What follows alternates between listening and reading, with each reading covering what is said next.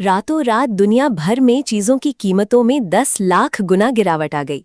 अब आप mount Fuji को सिर्फ 1 युआन में और अमेरिका की वॉल स्ट्रीट को 2 युआन में खरीद सकते थे। लेकिन मेरे पास मेरा पैसा नहीं पहुंचा था और मुझे इस बारे में कुछ भी पता नहीं था। आज मैं एक ब्लाइंड डेट पर गया था जो मेरी माँ ने तय की थी। मैं सीधा मुद्दे पर आऊंगा। अगर तुम मुझसे शादी करना चाहते हो तो तुम्हारे पास कम से कम 100 स्क्वायर मीटर का घर, एक लग्जरी कार और 50 सेंट्स का दहेज होना चाहिए। 50 सेंट्स? क्या तुम मजाक कर रही हो? अगर तुम्हारी औकात नहीं है तो सीधा बोल दो, गरीब कहीं के। लड़की ने तंज कसते हुए कहा। क्या मैंने सही सुना ना? क्या तुम सच में 50 सेंट्स कह रही हो? हाँ, तुमने बिल्कुल सही सुना। दहेज 50 सेंट्स ही होगा। अगर तुम मुझसे शादी करना चाहते हो तो इसमें से 1 सेंट भी कम नहीं होगा। मुझे पता है कि ये रकम बड़ी है, लेकिन मेरे माँ बाप ने मुझे बड़ा करने में बहुत मेहनत की है। अरे बाप रे, क्या सच में 50 सेंट्स का दहेज? कहीं तुम कोई बहुत अमीर इंसान तो नहीं हो? शेनफोर्ड के मुंह से अचानक निकल गया। तुम क्या बकवास कर रही हो? अगर तुम नहीं दे सकते तो कोई बात नहीं, चिंता मत करो, मैं तुम्हारा फायदा नहीं उठाऊंगी। मैं अपनी कॉफी के पैसे खुद दे दूंगी। और हाँ, अगर अगली बार तुम रोते हुए मेरे पास 1 पूरे युआन का दहेज लेकर भी आओगे ना, तो भी मैं तुम्हें हाँ नहीं कहूंगी। शैनफोंग ने बस अपना सिर हिलाया और घर वापस जाने लगा ताकि वो अपनी महीने की 1 मिलियन कमाने वाली स्ट्रीमिंग की जॉब पर फोकस कर सके। तभी उसका फोन हल्का सा वाइब्रेट हुआ। हेलो, कौन बोल रहा है? नमस्ते, क्या मैं मिस्टर शैनशैंग से बात कर रहा हूँ? हाँ, मैं बोल रहा हूँ। बताइए, मैं आपकी क्या मदद कर सकता हूँ? सर, आपने ऑनलाइन जो बोइंग 747 खरीदा था वो सिंग्यान पहुँच गया है। क्योंकि ये बहुत महंगी चीज़ है, इसलिए हमें आपने कन्फर्म करना है कि आप खुद इसे रिसीव करने कब आ सकते हैं। अरे बेवकूफ़, मैंने तो बस एक खिलौना खरीदा था। उसे शहर के बीच वाले कुरियर ऑफिस में छोड़ दो। सर, आप मजाक कर रहे हैं। ये एक असली बोइंग 747 है। अगर हमें 10 गुना हिम्मत भी मिल जाए तब भी हम इसे ऐसे ही कहीं नहीं छोड़ सकते। आपको इसे लेने खुद आना ही पड़ेगा। मैं हार मान गया। मैंने 3 युआन में प्लास्टिक का एक खिलौना खरीदा था और तुम लोग उसे असली हवाई जहाज समझ रहे हो। चलो ठीक है, कहाँ आना है? ठीक है, मैं आ रहा हूँ। हम सिंग्यान के इंटरनेशनल एयरपोर्ट के रनवे पर हैं। मैं आपको अपना नंबर मैसेज कर दूंगा। पैसे बचाने के लिए शैनफोंग ने एयरपोर्ट जाने के लिए 2 बसेस बदली।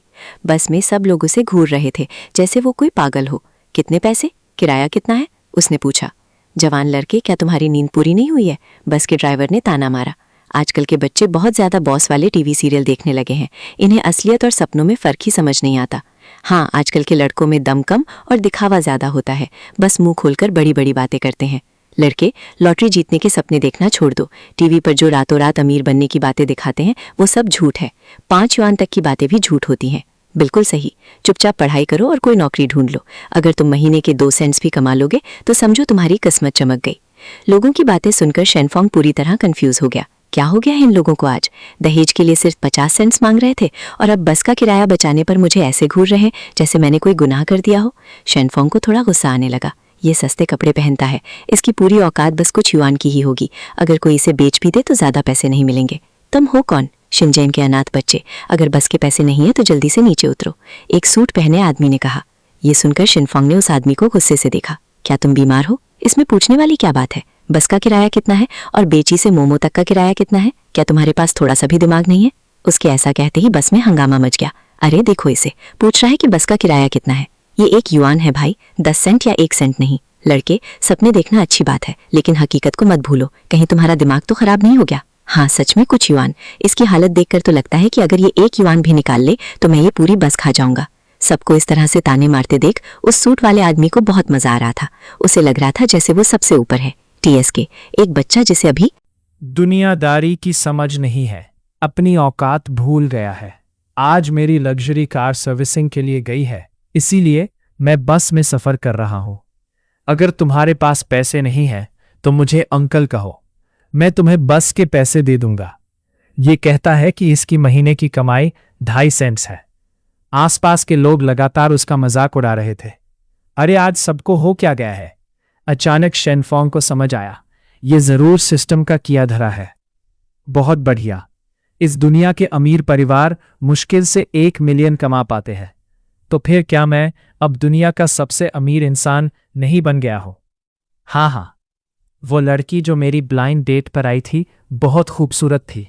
मैं उसके मुंह पर पैसे मारूंगा। हाँ हाँ, वो अपने ही ख्यालों में खो गया और आसपास की दुनिया से पूरी तरह कट गया। लड़के, तुम बस से उतर रहे हो या नहीं? अगर नहीं उतर रहे हो तो बाहर निकलो। मैं बस पूछ रहा, टेस्टेड की किराया कितना है? तुम लोग पागल हो क्या? लड़के, तुम अभी भी कुछ पैसों की बातें कर रहे हो। चलो ठीक है, अगर तुम सच में कुछ पैसे निकाल कर दिखा दो तो मैं तुम्हें यहीं अपना बाप मान लूंगा। मंजूर है। शेनफोंग ने अपनी जेब से पैसे निकाले। सब लोग हैरान रह गए। शेनफोंग ने लापरवाही से 4 सिक्के हवा में उछाले। वो सिक्के वापस उसके हाथ में गिरे, जिससे छन छन की आवाज आई। सबकी आंखें फटी की फटी रह गईं। ये तो सिर्फ 1 यूरो है, इसमें इतना हैरान होने वाली क्या बात है? अरे भगवान, ये चमक, ये बनावट, ये सच में 1 युआन है। नामुमकिन, ये कैसे हो सकता है? ये तो 4 युआन है। तुम ऐसे कैसे निकाल सकते हो? तो क्या ये नकली है? शेनफोंग मजे लेते हुए फिर से 1 सिक्का हवा में उछालता है। सबकी आंखें उस सिक्के के साथ ऊपर नीचे हो रही थी। इन्हें डर टेस्टेड की कहीं सिक्का नीचे गिरकर खराब ना हो जाए। वो बहुत टेंशन में थे। शेनफोंग ने एक ही हाथ से सिक्का पकड़ लिया और उसे अपनी जेब में रख लिया। लोगों को ऐसा लगा जैसे किसी ने उनके शरीर से मांस नोच लिया हो। अरे रे, क्या बेवकूफ इंसान है। अगर ये नीचे गिर जाता और इस पर खरोच आ जाती तो क्या होता? हाँ, और अगर ये गटर में गिर जाता तो? अगर मेरा ऐसा बेटा होता तो मैं उसका गला घोट देता। तुम्हारी इतनी औकात है? साफ दिखा है कि ये किसी बहुत अमीर बाप का बेटा है। भाई, क्या तुम मुझे एक्सकवेटर चलाना सिखा सकते बान लाके हो? मैं अपने कॉलेज की सबसे खूबसूरत लड़की हूं। शेनफोंग के 50 सेंट्स के लिए तो मैं अपनी तरफ से पैसे देकर भी उसके साथ रहने को तैयार हूं। मैं तो अभी तक सिंगल हूं। तुम सपने देख रही हो। साफ दिख रहा है कि तुम इसके लायक नहीं हो। तुम दोनों, किसने कहा टेस्टेड कि अगर ये सच हुआ तो वो इसे अपना बाप मानेगा? ये सुनते ही उस सूट वाले आदमी का चेहरा सफेद पड़ गया। वो घबरा गया। लेकिन जब उसकी नजर शेनफोंग के पैसों से भरी जेब पर पड़ी तो उसकी शर्म तुरंत लालच में बदल गई। अगर इसे सच में उम्र के फर्क से कोई एतराज नहीं है तो एक अमीर इंसान को अपना बाप माने में मेरा ही फायदा है। इसकी शक्ल देखकर तो ये बहुत भोला लगता है। अगर मैं इसका बेटा बन गया तो शायद ये मुझ पर प्यार लुटाए। पापा, मेरा नाम गंगजी है। आप मुझे गंगर बुला सकते हैं। दूर हटो, कितने घिनौने हो तुम। इन पागल लोगों को देखकर शेनफोंग को पक्का यकीन हो गया कि दुनिया में चीजों की कीमतें सच में बहुत कम हो गई है। मतलब अब वो किसी देश से भी ज्यादा अमीर है। अगर सिलियू रुयान को पता चल गया कि मैं अमीर हो गया हूं तो वो तुरंत मेरे गले लग जाएगी। ओहा, ये हवाई जहाज वाला खिलौना तो मेरे होने वाले साले का बर्थडे गिफ्ट है। इसे कुछ नहीं होना चाहिए। शेनफोंग ने तुरंत एयरपोर्ट जाने के लिए एक टैक्सी ली।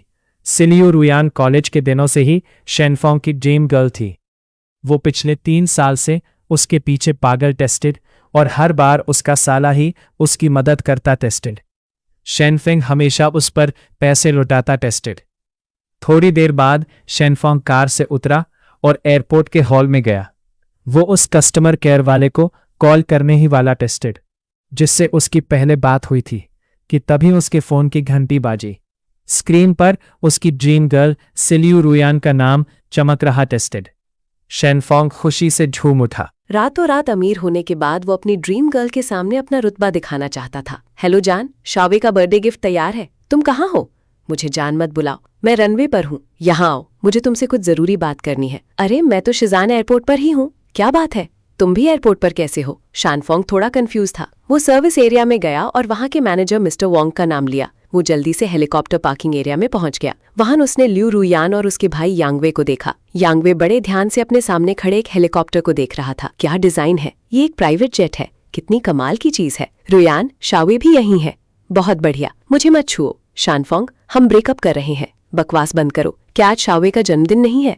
मैं तुम्हारे साथ कोई मजाक नहीं कर रही हूँ। तुम मेरे लायक नहीं हो, समझे? अरे जान, मजाक छोड़ो। मैं मजाक नहीं कर रही हूँ। हम अलग हो रहे हैं। शेनफोंग ने अपनी जेब में रखे 4 सिक्कों को कसकर पकड़ लिया। उसकी आंखों में गुस्सा साफ दिख रहा था। मुझे एक वजह बताओ, क्या मैंने तुम्हारे साथ कुछ बुरा किया है? अच्छा, मेरी बहन के साथ 3 साल से हो, लेकिन आज तक उसे एक लिपस्टिक तक लेकर नहीं दी। तुम्हें लगता है तुम मेरे जीजा बनने लायक हो? एक नंबर के लूजर। तभी यांगवे ने कहा। शानफोंग को लगा जैसे किसी ने उसके दिल में सुइयां चुभो दी हों। उसे बहुत तेज गुस्सा आ रहा था। वह बिल्कुल सही कह रहा है, ये तुम्हारी बहन से शादी करने के लायक नहीं है। शानफोंग ने आवाज की तरफ देखा। एक 30 साल का आदमी हेलीकॉप्टर से नीचे कूदा। उसने बहुत ही स्टाइल से ल्यू रुयान को अपनी बाहों में भर लिया। यांगवे ने भी शानफोंग को घूर कर देखा। जीजा जी, आप आखिरकार आ ही गए। तुम कौन हो? मैं इस एयरलाइन कंपनी का डायरेक्टर हूँ और इसका नया बॉयफ्रेंड भी। ये हवाई जहाज देख रहे हो, ये मेरा है। वह आज तुम्हारी जीजा जी बहुत खुश हैं। ये लो तुम्हारे लिए एक लाल लिफाफा। ये फूल भी ले लो, शर्माओ मत। ओ माय गॉड, एक पूरा सेंट। थैंक यू जीजा जी, आप बहुत अच्छे हैं, बहुत अमीर हैं। देख लिया तुमने? जीजा जी का एक इशारा और एक सेंट मिल गया। तुम अपनी पूरी जिंदगी में इतना नहीं कमा पाओगे। इस वक्त शानफोंग को उन पर बहुत तरस आ रहा था। एक सेंट पाकर ही ये लोग कितने खुश हैं। अगर मैं अपनी जेब से 4 युआन निकालकर इनके मुंह पर मार दूं तो ये खुशी के मारे ही मर जाएंगे। बच्चे, अगर तुम में थोड़ी भी अकल है तो यहाँ से चले जाओ, वरना मैं सिक्योरिटी को बुलाकर तुम्हें बाहर फेंकवा दूंगा। जल्दी निकलो, अपना टाइम बर्बाद मत करो। तुम्हारी वजह से मेरी बहन को अपने प्राइवेट जेट में बैठने में देरी हो रही है। इन जोकरों को देखकर शानफोंग की आंखों में खून उतर आया। उसकी आवाज बहुत भारी थी। ठीक है, बस ये उम्मीद करता हूँ कि तुम लोगों को अपने किए पर पछतावा ना हो। रुयान, शांगवे, तुम दोनों बहुत बड़े धोखेबाज हो। तुम्हें पछताना पड़ेगा। जब तुम्हें किसी चीज की जरूरत पड़े तो मेरे पास भीख मांगने मत आना। तुम्हारे पास भीख मांगने आई? तुम जैसे लूजर के पास? अपने कान खोलकर सुन लो, मेरे नाम पर एक पूरा युआन है और ये रॉबिन्सन R44 हेलीकॉप्टर पूरे 3 युआन का है। मेरे पैर का एक बाल भी तुम्हारी पूरी औकात से बड़ा है। तुम मेरा मुकाबला कैसे करोगे? डिजी बोडा ने ल्यू रुयान के गाल खींचते हुए कहा। तुम मुस्कुरा क्यों रहे हो? क्या तुम्हारे पास दिल नहीं है? 3 युआन? मेरी जेब में रखे 4 सिक्कों से तो मैं पूरा एयरपोर्ट खरीद सकता हूँ, है ना? ये सब शोर शराबा कैसा है? क्या तुम लोगों को नहीं पता कि एक बहुत बड़े VIP आने वाले हैं? ये सुनकर सबने उस रास्ते की तरफ देखा। एक आदमी जो सूट पहने था और काले चश्मे लगाए हुए था उनकी तरफ आ रहा था। उसे देखकर ल्यू रुयान ने मुंह बनाया। आप कौन है? क्या आप मेरा मजाक उड़ा रहे हैं? इससे पहले कि वो अपनी बात पूरी कर पाती, डिजी बोडा ने तुरंत उसका मुंह बंद कर दिया। वो घबराते हुए उस आदमी की तरफ देखने लगा। डायरेक्टर शेन, आप यहाँ क्या कर रहे हैं? ये मेरा एक दोस्त है, मैं इसे अभी यहाँ से ले जाता हूँ। तुरंत डिजी बोडा, जो अभी तक इतनी अकड़ दिखा रहा था, अब एक नौकर की तरह बर्ताव कर रहा था। ल्यू रुयान के चेहरे के हाव भाव बदल गए। बस एक लाइन और हमें दुम दबाकर भागना पड़ रहा है। इस आदमी का क्या रुतबा है? यहाँ तक कि डिजी बोडा जो साल का 1 मिलियन कमाता है वो भी इससे इतना डर रहा है। तो इस आदमी की कुल संपत्ति कितनी होगी? 50 मिलियन या 100 मिलियन? अगर मैं इसे फंसा लूं तो क्या मुझे फिर डिजी बोडा के नखरे सहने पड़ेंगे? एक ही पल में ल्यू रुयान की नजरों में डिजी बोडा की कोई इज्जत नहीं रही। वैसे ये VIP इंसान कौन है जिसके बारे में ये आदमी बात कर रहा है? वो कौन हो सकता है जिसे लेने के लिए इतना पावरफुल आदमी खुद आया है? जब डिजी बोडा चुपचाप ल्यू रुयान को वहां से ले जाने लगा तो शानफोंग ने डायरेक्टर चांग को थोड़ा कंफ्यूज होकर देखा। डायरेक्टर शेन, आपकी आवाज से ऐसा लग रहा है जैसे हम पहले भी मिल चुके हैं। जैसे ही उसने ये कहा वहां सन्नाटा छा गया। डिजी बोडा बुरी तरह डर गया और उसने तुरंत शानफोंग को कसकर पकड़ लिया। इस आदमी की आवाज मुझे कुछ जानी पहचानी लग रही है। तुमने ये सब कहाँ सुना है? तुम क्या बकवास कर रहे हो? डायरेक्टर शिन का तुम जैसे आम आदमी से क्या लेना देना हो सकता है? चांगशांग, बकवास बंद करो। अगर तुम्हें कुछ कहना है तो बाहर चलो और बात करते हैं। चांगशांग ने शांति से उन्हें देखा। उसका अंदाज बहुत ही रिलैक्स था। क्या तुम्हें डर है कि मैं कोई राज खोल दूंगा? जैसे ही उसने ये कहा, डिजी बोडा का चेहरा उतर गया। आखिर समाज में उसकी भी एक इज्जत थी। ठीक है, तुम बस इस मौके का फायदा उठाकर पैसे ऐंठना चाहते हो ना? मैं तैयार हूँ। जब हम बाहर चलेंगे तो मैं तुम्हें 50 सेंट दूंगा। ये कहकर डिजी बोडा ने चांगशांग को वहां से ले जाने की कोशिश की, लेकिन उसने देखा कि चांगशांग अपनी जगह से तस से मस नहीं हुआ। 1 सेंट, मैं तुम्हें भीख में 1 सेंट दे रहा हूँ। ये मेरे आधे महीने की सैलरी है, ज्यादा लालच मत करो। जैसे ही डिजी बोडा सिक्योरिटी को बुलाने वाला था, चांगशांग को अचानक कुछ एहसास हुआ। फिर उसने बड़ी बड़ी आंखों से चांगफोंग को देखा। उसकी सांसें तेज हो गईं।